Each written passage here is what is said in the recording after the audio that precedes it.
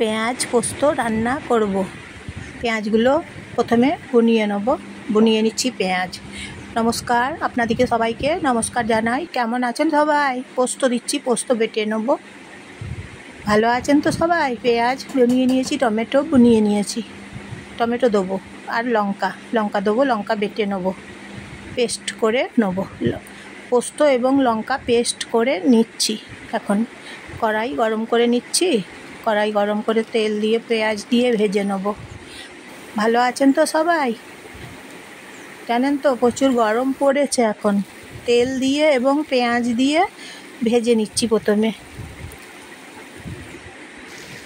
পেঁয়াজ পোস্ত রান্না করছি, টমেটো পেঁয়াজ পোস্ত রান্না করছি এখন।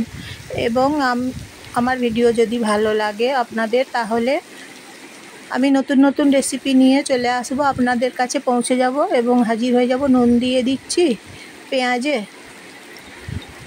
পেঁয়াজগুলো ফ্রাই করে নিচ্ছি। তারপর লাইক করে দেবেন এবং সাবস্ক্রাইব করে দেবেন এবং শেয়ার করে দেবেন। আমার রান্না কেমন হচ্ছে বলবেন। রেসিপিগুলো ভালো লাগছে না, হলুদ গুঁড়ো দিয়ে দিচ্ছি। রেসিপি ভালো লাগছে নাকি জানাবেন। নুন দিলাম, হলুদ গুঁড়ো দিলাম, ভেজে নিচ্ছি, ফ্রাই করে নিচ্ছি পেঁয়াজগুলোকে। অনিয়ন পোস্ত, তারপরে রান্না করছি। টমেটো দিয়ে দিয়েছি কড়াইয়ে, পেঁয়াজ টমেটো সব ফ্রাই করে নিচ্ছি। পোস্ত দিয়ে রান্না করছি আজকে। আমার ভিডিও যদি ভালো লাগে তাহলে আপনারা লাইক করবেন এবং আমার ভিডিও আপনারা সবাই দেখবেন আশা করব। জল দিচ্ছি,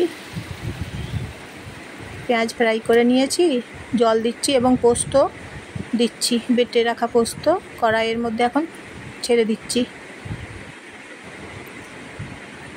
পেঁয়াজ টমেটো পোস্ত রান্না করে নিচ্ছি।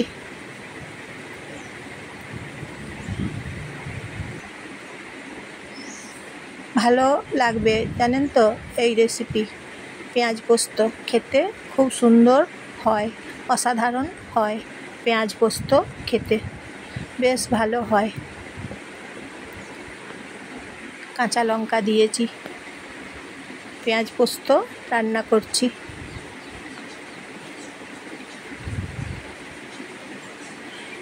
যখন ইচ্ছে করে পেঁয়াজ পোস্ত খাবো আজকে ভাতের সঙ্গে, তখন পেঁয়াজ পোস্ত রান্না করে নিই।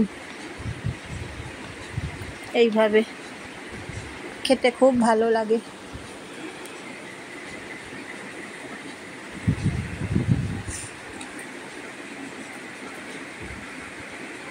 কি গরম পড়েছে জানেন, অনেক গরম পড়েছে। পেঁয়াজ পোস্ত রান্না করে নিচ্ছি। শুকিয়ে এসেছে